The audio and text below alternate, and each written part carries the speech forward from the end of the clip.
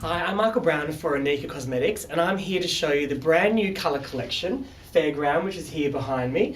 I'm here with Leanne, a mother of two, busy, and we've already sculpted Leanne's face with a beautiful complexion earlier in my last video. So we use the foundation mixing with primer to keep it fresh, a beautiful bronzer in three ways: a face glow, a bit of a sculpting contour for under the cheekbone, and an eye base as well. So it's a great multi-use product, plus some highlighter, which is amazing on the cheekbone. Now it's time to add colour, and spring summer is always about colour.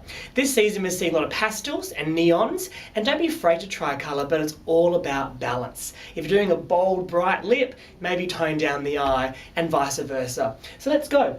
Leanne, today I'm going to show you how to use some mint green, some really nice pastel shades. We already have a beautiful eye base done from the bronzer, but Fairground has this awesome champagne almost beautiful colour, which you can use as that base, but it has got some metallic in it, so I still like to use the bronzer first to get a real nice depth socket. I'm just going to use a champagne now. It's a loose powder, so always flick off the excess before you start, otherwise it might fall down to the cheekbone. Let's close the eye. I'm going to use this across more the lid because the bronzer is now a beautiful socket base for me, but I want to lighten up the eyelid area. Start small because you can always add more. I think that's where people go wrong. They get so excited with something that's a little bit shimmery like this, and as you can see, her eyelid is really popping, but the socket is still quite defined from the bronzer. When using bright colours, you must still have some contouring. If I had no bronzer on, no sculpting, put a mint green and a champagne colour on, there's no depth in the eye, so it might come forward and actually close the eye up. So it's really nice to now use this in a way that's highlighting her lid, but still showing off her beautiful socket bone. So as you can see, I'm using a lot of dabbing movements with my eyeshadow brush. I very rarely do a sweeping because it can fall down around the eye area and the cheekbone. So it's best to really press it into what the base is. Now today I use a concealer as a base and then that bronzer for a socket. So you can see now the socket is still quite defined, sculpted, giving her some depth, but then the lid is now highlighted with that beautiful champagne colour. It's also quite stunning to use a little bit of this colour. Look up for me, Leanne. Just in the inner corner of the eye. You can see I'm just pressing the brush, dabbing it very lightly on the tear duct area.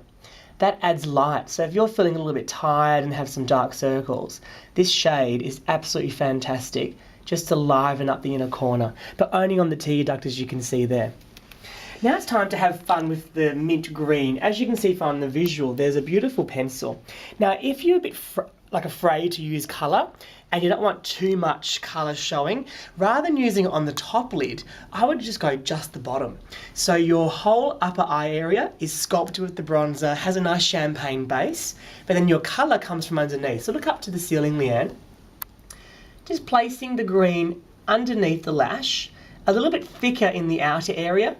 And as we come to the centre of the eye, it gets lighter. Now you're in control. You can really make this as thick and as full on as you want. You can even blend it in with your brush to make it much lighter.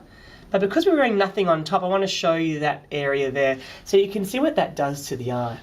Adds colour in that spring summer trend without being too full on. Let's go this side. So starting again at the base of the lash, and working very slowly across the lash line. These pencils are very soft, the organic pencil, which is amazing and quite safe for the eye area. Great pigment, as you can see. I'm just feathering that line, and it gets lighter as it comes to the centre. And that's a great look if you're wanting to wear colour, but you don't want to lose the depth from your lash line. But for those people that love colour, by all means, let's go for it. Close for me. Let's do a little bit on the outer area. And I like to wing a little bit of the pencil. Now, if you're worried about your eyeliner application on top and you're thinking, I'm not very good at it, it doesn't matter if you make a mistake and it gets bumpy, because we can always use our little brush to blend it, which I'm going to do now. I love the INIKA angled brush because the longer bristles can go on the outer area and the shorter to the base. And see how now I'm not making it a huge focus, because I'm blending it into the champagne eyeshadow applied previously. So it's just a subtle, and the main colour for me is at the base of the eye. Let's try this side so you can see it again. So get that line where you know you want to flick up the lash, feather across the top of the lashes, and that line is quite important to get from end of eyebrow to nose. So it's quite easy sometimes to place a brush there. And you can see that line. No product should go past that area, otherwise you might droop the eye, which is no good. So we just like having the line straight. Then from that, use the angled brush and blend it into the champagne colour. So the line isn't a huge feature, it's more smoky. And that has really freshened the whole look. From the darker bronzer look, it gives her some summery vibe there. So let's talk about skin.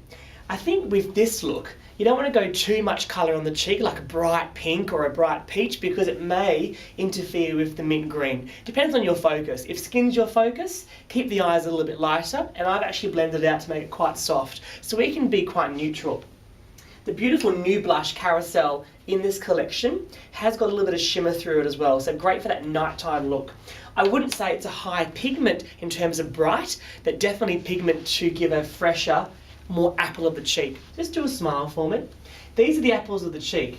We already have contour to give a nice structure to Leanne's face, but now you want to add some colour. So it's as simple as going a little bit higher than where the application of the bronzer is, and a very light circular movement on the apple, blending into the contour that we have.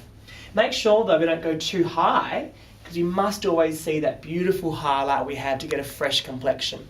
So that's given her a nice glow almost, hasn't it? Let's do the other side to match. And that round, beautiful application. It's good to smile a little bit, but don't do a cheesy grin, because sometimes you can get dehydration lines and the blush may sit into that. So it's just nice to give a beautiful glow. Very nice and healthy. Now we have the lips to finish, and the INIKA glosses are fantastic, because these days glosses with shimmers aren't as popular, or frosted glosses. It's more about solid colour. This one in the collection is nice and subtle, so you can play up the eyes with the green and the cheeks with the pink. Just open for me.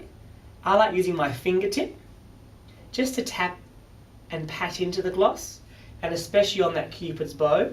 And previously we actually highlighted the Cupid's bow to make sure any colour that goes on would have a little bit of highlight to get a plumper lip. Beautiful.